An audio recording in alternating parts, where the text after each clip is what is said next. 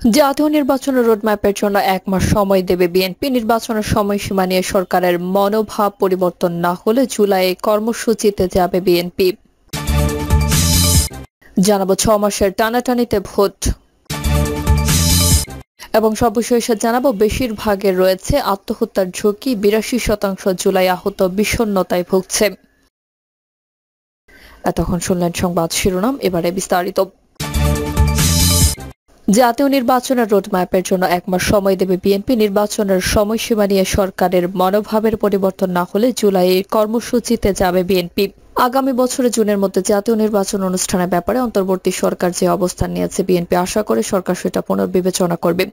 এই লক্ষ্যে বিএনপি ১ মাস সময় দেবে সরকারকে, অর্থাৎ এই সময়ে দলটি নির্বাচন প্রশ্নে কর্মসূচি থেকে বিরত থাকবে। এর মধ্যে যদি সরকারের মনোভাবের পরিবর্তন না হয়, নির্বাচনে সুস্পষ্ট রোডম্যাপ না আসে, তাহলে জুলাইয়ে মাঠে কর্মসূচি শুরু করবে বিএনপি। সেটা নির্বাচন আদায়ে অন্তর্বর্তী সরকারের বিরুদ্ধে কঠোর আন্দোলনের দিকে যাবে। বিএনপির নীতি নির্ধারণী পর্যায়ের একাধিক নেতার সঙ্গে কথা বলে দলটির এই অবস্থানের কথা জানা গেছে। তারা মনে করেন জুলাই আগস্টে নির্বাচন কেন্দ্রিক রাজনৈতিক গতি প্রকৃতি আরো স্পষ্ট হয়ে উঠতে পারে। অবশ্য বিএনপির শীর্ষ নেতৃত্ব গত বুধবার ঢাকার সমাবেশ থেকে স্পষ্টতই জানিয়েছেন, আগামী নির্বাচন বা আগামী জাতীয় নির্বাচন এই বছরের ডিসেম্বরের মধ্যে হতেই হবে। এর বাইরে তারা অন্য কিছু ভাবছে না। এখন সিদ্ধান্ত সরকারের। বিএনপির দায়িত্বশীল সূত্রগুলো বলছে, গত বুধবার ঢাকার বড় সমাবেশের পর আপাতত মাঠের কর্মসূচির কোনো লক্ষ্য নেই দলটির। এর মধ্যে ৭ জুন পবিত্র ঈদ উল আজহা। ঈদ উদযাপনে জুনের মাঝামাঝি পর্যন্ত কেটে যাবে। এরপর জুলাই থেকে নতুন কর্মসূচি আসবে, সেটি চলবে আগস্ট পর্যন্ত। তখনই নির্বাচন প্রশ্নে সরকারের অবস্থান এবং নির্বাচন কেন্দ্রিক সামগ্রিক রাজনৈতিক গতি প্রকৃতি স্পষ্ট হয়ে উঠতে পারে বলে নেতাদের অনেকে মনে করেছেন। এমন প্রেক্ষাপটে বিএনপি কি করবে জানতে চাইলে দলের স্থায়ী কমিটির সদস্য সালাউদ্দিন আহমেদ বলেন, গণতান্ত্রিক প্রক্রিয়ায় আমরা আমাদের কার্যক্রম পরিচালনা করব এবং জাতির সামনে উপস্থাপন করব। আমরা আরো কিছু সময় অপেক্ষা করব যাতে সরকারের বিবেচনাবোধ জাগে। আমরা মনে করি যত দ্রুত নির্বাচনের মধ্য দিয়ে দেশ গণতান্ত্রিক রূপান্তরের দিকে যেতে পারে, সেটি ততই দেশের জন্য মঙ্গল হবে। রাজনৈতিক পর্যবেক্ষকদের কেউ কেউ মনে করেছেন, আগামী জুলাই আগস্ট মাসটি রাজনৈতিকভাবে খুব গুরুত্বপূর্ণ হবে। এই সময়টাতে পরিষ্কার হয়ে যেতে পারে জাতীয় নির্বাচনের বিষয়ে সরকারের প্রকৃত মনোভাব কি বা তারা কোন পথে এগোচ্ছে। আগামী ৫ আগস্ট স্বৈরাচারী আওয়ামী লীগ সরকারের বিরুদ্ধে ছাত্র জনতার গণ অভ্যুত্থানের বর্ষপূর্তি হবে। ২০২৪ সালের ৫ আগস্ট ছাত্র জনতার অভ্যুত্থানে আওয়ামী লীগ সরকারের পতন হয় এবং শেখ হাসিনা ভারতে পালিয়ে যান। কথা বলে জানা গেছে, ৫ আগস্টের গণ অভ্যুত্থানের বর্ষপূর্তি উপলক্ষে রাজনৈতিক দলগুলো কর্মসূচি নেবে। বিএনপি, জাতীয় নাগরিক পার্টি ও জামাত ইসলামী ছাড়াও ইসলামী আন্দোলনের কর্মসূচি থাকবে বলে দলগুলোর দায়িত্বশীল নেতারা জানিয়েছেন। তবে কে কি ধরনের কর্মসূচি দেবে সেটা এখনো ঠিক হয়নি। এ নিয়ে দলগুলোতে অভ্যন্তরীণ আলাপ আলোচনা চলছে। নির্বাচনের দিনক্ষণ নিয়ে একদিনের বিএনপি সহ সমমনা দলগুলো, অন্যদিকে জামাত, ইসলামী আন্দোলন সহ আরো কিছু দলের মধ্যে মতপার্থক্য প্রকাশ পেয়েছে। সামনের দিনগুলোতে পরিস্থিতি কোন পর্যায়ে যায়, এর ফয়সালা কিভাবে হয়, সেদিকে সবার দৃষ্টি। এ বিষয়ে বিএনপি স্থায়ী কমিটির সদস্য আমির খসরু মাহমুদ চৌধুরী বলেন, ৫ আগস্ট শেখ হাসিনা পলায়নের বর্ষপূর্তিতে অবশ্যই আমাদের কর্মসূচি থাকবে, কারণ গণ অভ্যুত্থানের মূল শক্তি ছিল বিএনপি এবং যুগপৎ আন্দোলনের শরিকেরা।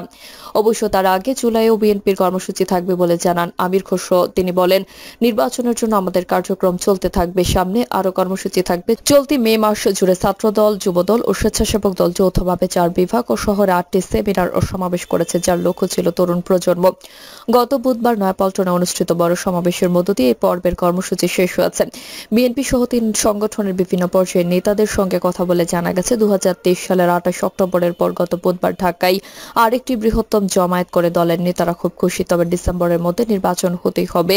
তারেক রহমানের এমন কড়া অবস্থান নিয়ে রাজনৈতিক মহলে নানা প্রতিক্রিয়া তৈরি হয়েছে। অন্যদিকে অন্তর্বর্তী সরকারের প্রধান উপদেষ্টা অধ্যাপক মোহাম্মদ ইউনূস এখনো তার আগের অবস্থানে আছেন। এবছরের ডিসেম্বর থেকে আগামী বছরের জুনের মধ্যে নির্বাচন হবে।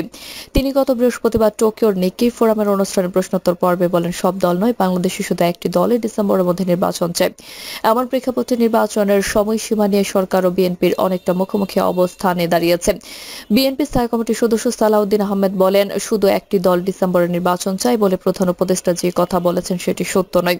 আমরা অনেকে জানি যুগপৎ আন্দোলনের শরিক এবং সমমনা দলগুলো ডিসেম্বরে নির্বাচন চেয়েছে। বিএনপি সহ ৩ সংগঠনের বিভিন্ন পর্যায়ের নেতাদের সঙ্গে কথা বলে জানা গেছে, ২০২৩ সালের ২৮ অক্টোবরের পর গত বুধবার ঢাকায় আরেকটি বৃহত্তম জমায়েত করে দলটির নেতারা। নেতারা খুব খুশি, তবে ডিসেম্বরের মধ্যে নির্বাচন হতেই হবে। তারেক রহমানের এমন কড়া অবস্থান নিয়ে রাজনৈতিক মহলে নানা প্রতিক্রিয়া তৈরি হয়েছে। রাজনৈতিক বিশ্লেষক ও পর্যবেক্ষকদের অনেকের আশঙ্কা, গণ অভ্যুত্থানে বর্ষপূর্তি ঘিরে প্রধান রাজনৈতিক দলগুলোর বিভাজন আরও স্পষ্ট হয়ে উঠতে পারে।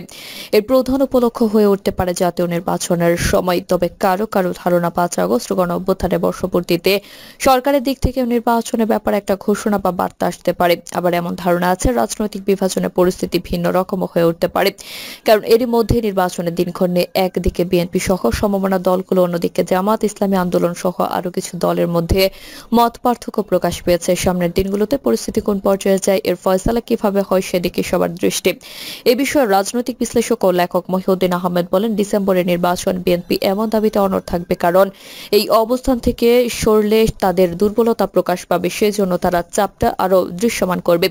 অন্যদিকে অধ্যাপক ইউনূস বলেছেন, জুনের মধ্যে নির্বাচন হবে, এর অর্থ ডিসেম্বরে হবে না, কারণ তিনি আগের তত্ত্বাবধায়ক সরকারের মতো নয় যে নির্বাচন দিয়ে চলে যাবেন। এর জন্য তিনি দায়িত্ব নেননি। তাকে ন্যূনতম সংস্কার করতে হবে, যার সঙ্গে জন আকাঙ্ক্ষা যুক্ত আছে। সেটা করতে না পারলে তিনি ব্যর্থ হয়েছেন বলে মনে হবে। মহিউদ্দিন আহমেদের মতে, দেশের রাজনৈতিক দলগুলোর যে বৈশিষ্ট্য, তাতে সংশ্লিষ্ট পক্ষগুলোর মধ্যে এমন দৃষ্টিভঙ্গি থাকা অস্বাভাবিক নয়। 6 মাসের টানাটানিতে ভোট। অন্তর্বর্তী সরকারের পক্ষ থেকে বারবার বলা হচ্ছে আগামী বছর জুনের মধ্যে জাতীয় নির্বাচন হবে। জুলাইয়ের 1 তারিখেও যাবে না যদি বিএনপির দাবি চলতি বছর ডিসেম্বরের মধ্যে ভোট হতে হবে। ডিসেম্বর থেকে জুন পর্যন্ত ব্যবধান 6 মাস। এই 6 মাসের দাবি ছাড়তে নারাজ উভয় পক্ষ। এ নিয়ে বাড়ছে বিরোধ, চলছে পাল্টাপাল্টি অভিযোগ। বিএনপি এটাও বলেছে, ডিসেম্বরের মধ্যে ভোট না হলে ভোট আর কখনোই হবে না। পরিস্থিতি দেখে মনে হচ্ছে ডক্টর মোহাম্মদ ইউনূসের নেতৃত্বাধীন 10 মাস বয়সে অন্তর্বর্তী সরকারকে নিয়ে সন্দেহ সংশয় ভর করেছে বিএনপির মনে। সেই থেকে আস্থাহীনতায় কোনো ছাড় দিতে চাইছে না দলটি। সরকার পক্ষ তাদের অবস্থানে অটল থাকায় অনেকটা মুখোমুখি অবস্থানে দুই পক্ষ। এতে পরিস্থিতি আরো ঘোলাটে হচ্ছে।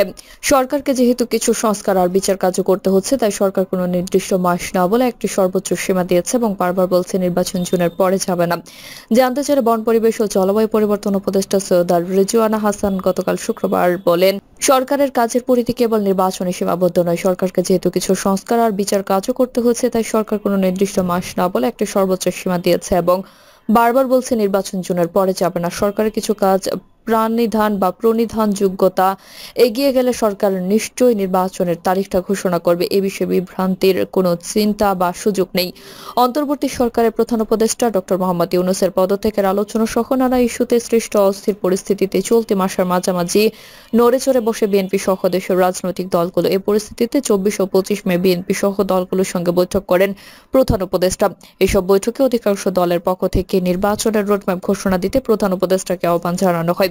বিএনপি নির্বাচনের রোডম্যাপ, জামাত সংস্কার নির্বাচন, এনসিপির পক্ষ থেকে বিচার সংস্কার ও নির্বাচনের রোডম্যাপ দেওয়ার জন্য প্রধান উপদেষ্টাকে আহ্বান জানানো হয়। বৈঠকের পর বিএনপির দিক থেকে আশা করা হয়েছিল নির্বাচনের দিনক্ষণ নিয়ে সরকারের তরফ থেকে সুস্পষ্ট ঘোষণা আসবে, কিন্তু সেটা না পেয়ে হতাশা প্রকাশ করে দলটি। এই পরিস্থিতির মধ্যেই জাপান সফরে থাকা প্রধান উপদেষ্টার এক বক্তব্যে বিএনপির এই সংশয় আরো জোরদার হয়েছে। গত বৃহস্পতিবার টোকিওতে এক অনুষ্ঠানে প্রধান উপদেষ্টা বলেছেন, দেশের সব রাজনৈতিক দল নয়, কেবল একটি দল ডিসেম্বরে নির্বাচন চাইছে। প্রধান উপদেষ্টার এই বক্তব্যে হতাশার পাশাপাশি সরকারকে নিয়ে বিএনপির সন্দেহ সংশয় আরো ঘনীভূত হয়েছে। দলীয় সূত্র বলছে, সংস্কার ও বিচারের নামে সরকার কালক্ষেপণ করে অন্য এজেন্ডা বাস্তবায়ন করতে চাইছে। প্রধান উপদেষ্টার বক্তব্যের জবাবে গতকাল এক অনুষ্ঠানে বিএনপি স্থায়ী কমিটির সদস্য মির্জা আব্বাস বলেন, খুব দুঃখের সঙ্গে বলছি, দেখলাম ডক্টর মোহাম্মদ ইউনূস সাহেব জাপানে বসে বিএনপির বদনাম করছেন। একটু লজ্জাও লাগে না দেশের সম্পর্কে বিদেশে বসে বদনাম করতে? তিনি বলেন, একটি দল নির্বাচন চাই আর আমরা বলতে চাই একটি লোক নির্বাচন চায় না। প্রিয় দর্শক, এই ছিল এখনকার সর্বশেষ সংবাদ। আপডেট সব সংবাদ পেতে চ্যানেলটি সাবস্ক্রাইব করে বেল আইকনটি ক্লিক করে রাখুন।